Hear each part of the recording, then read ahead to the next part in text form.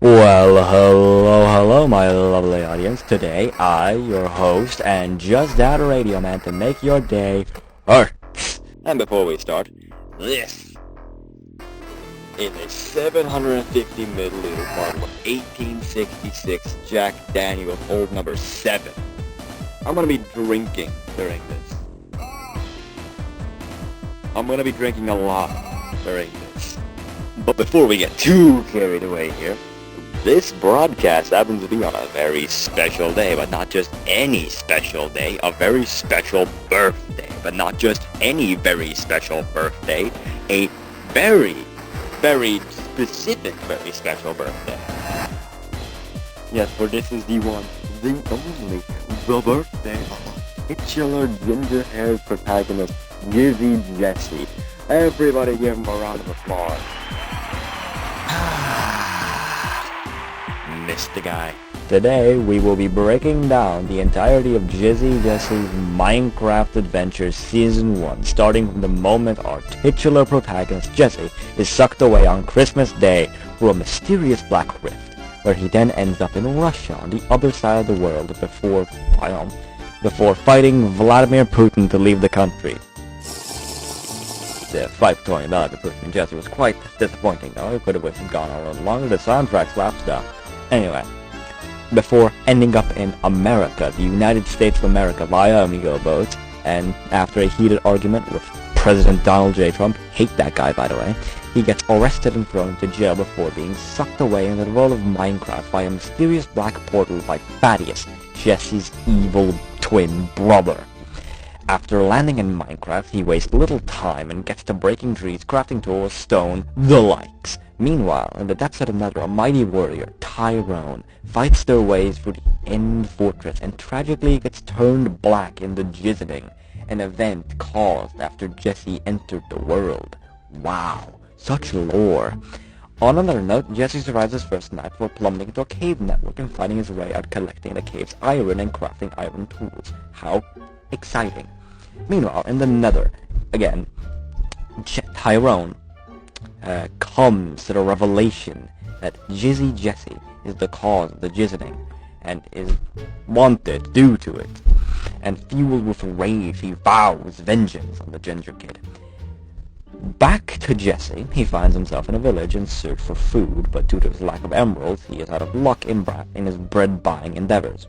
So he sets off to the mountain nearby, which is set to house the elusive emeralds. And after a road song and traveling montage, he gets there safely before going back to the village with his emeralds, and he buys his bread to kill his hunger.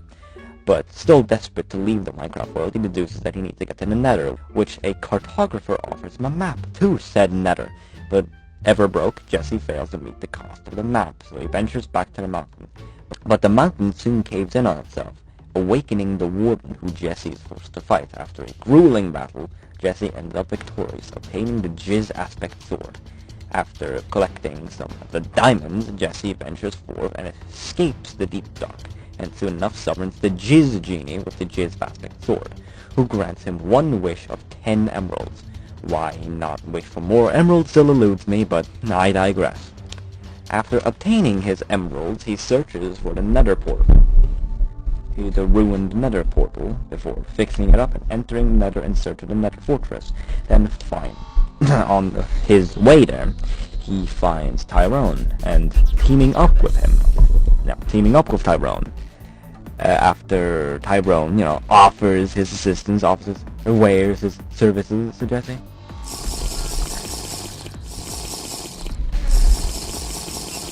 Hold on.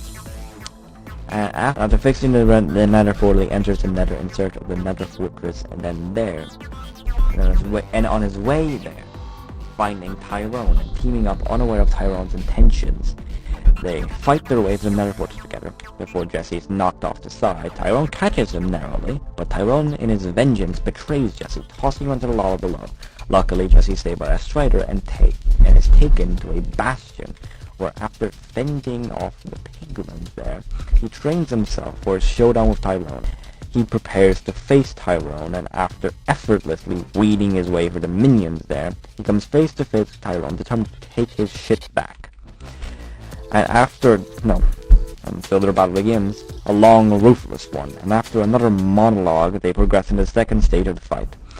Jesse is fighting for the good of the world and the villagers, while Tyrone is fighting on the side of greed. And somehow this is important. Wink, wink, wink, wink. Anyway, and after Jesse uses a trap set for him against Tyrone, the fight decisively ends, blowing Tyrone to little itty-bitty bits. The remnants of Tyrone's skull enchants the Jizz aspect sword, then, well, Reed returns home with all he needs to make the house vendor, while Thaddeus plots to kill Jesse with the aid of Hero Brian, who has been pulling a few strings from behind the scenes, as you probably could have, probably. Jesse comes back to the village to see it in flames after a raid and heroically fights off the raiders, but sadly the cartographer is shot dead in the raid.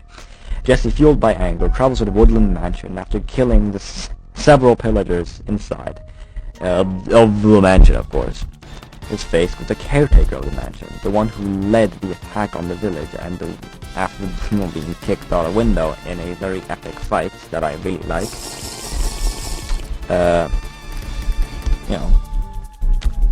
He lands on his back, dead on impact, avenging the cartographer and all the slaughtered villagers in the village attack. Jesse burns down the mansion as a sign. Meanwhile, in Nether, someone refuses to stay dead.